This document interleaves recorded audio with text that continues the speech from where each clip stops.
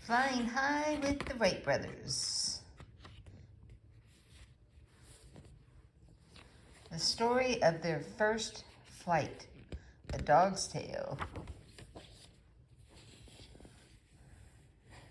Petey, the wild Corolla pony, and his best friend Taz visited the Wright brothers' National Memorial.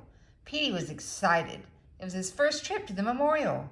"Right here," said Taz, waving a furry paw, "on this very spot is where history was made."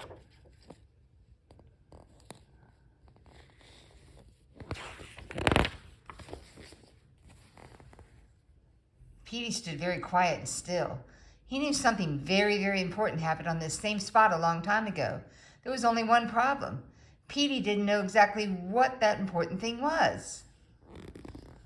"Taz," asked Petey, "who were the Wright brothers? What did they do?"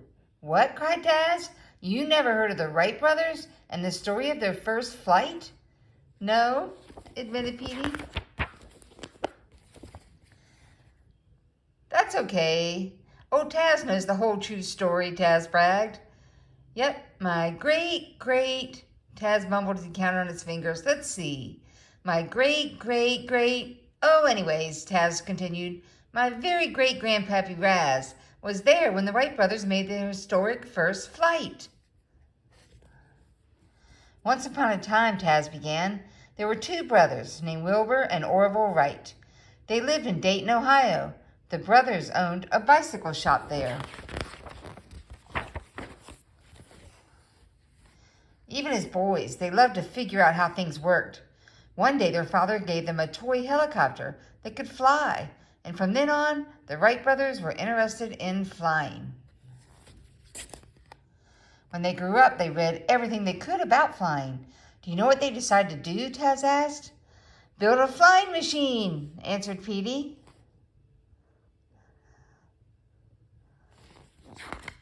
Oh, those cool hot air balloons. "Sure enough," said Taz. "Look at that. That's like the very first airplane." They decided to go to Kitty Hawk, North Carolina. It was the perfect place. It had lots of wind and soft, empty sand dunes to practice on. For 3 years, Wilbur and Orville came to the Kitty Hawk area on their vacation, Taz continued. They practiced flying their gliders. They did many different experiments, and each year they learned more about how to fly. Oh, that actually didn't have a motor. It's called a glider, see? Like he's just tied up in there somehow, and then the wind makes it pick up like he's riding on a kite. That must have been scary.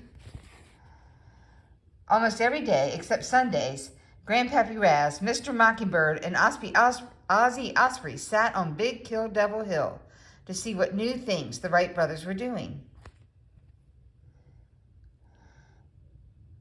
Mr. Mockingbird, Ozzy Osprey. Oh, I see him.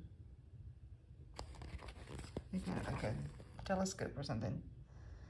"Yep," said Taz. "Grandpappy Raz and his friends were there when Wilbur and Orville made history.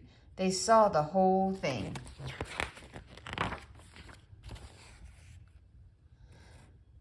"Brr," shivered Mr. Mockingbird. "It sure is cold and windy." "Those Wright fellows wanted wind, and they sure got it," laughed Ozzy. "I hope Orville can control the flyer," worried Raz. "That wind must be over 20 miles an hour." "Those boys never give up," said Mr. Mockingbird. I still say the Wrights are wrong," stated Ozzy. "People can't fly." "Their gliders work just fine," Raz reminded Ozzy. "Sure they can fly gliders," argued Ozzy, "but a flying machine with an engine? No way." "Look," cried Mr. Mockingbird. "Here come the men from the life-saving station to help. It must be time to start." "Good luck, Orville," shouted Raz as he crossed his fingers.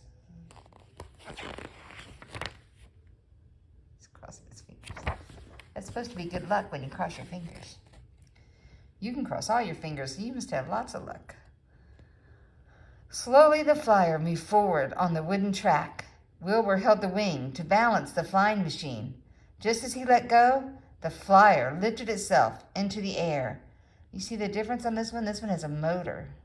The other one was just a glider, like a paper airplane, but this one has a motor.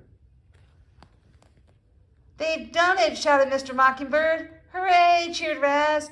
He's going to crash, yelled Ozzy, and with a sudden dart, the flyer hit the ground. Thank goodness Orville didn't crash, cried Mr. Mockingbird relieved. Short flight, commented Ozzy.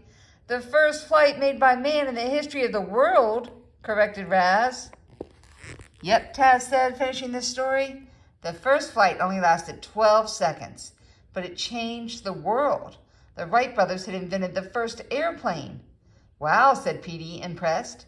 Now people can go almost anywhere, explained Taz. Even to the moon, added Petey.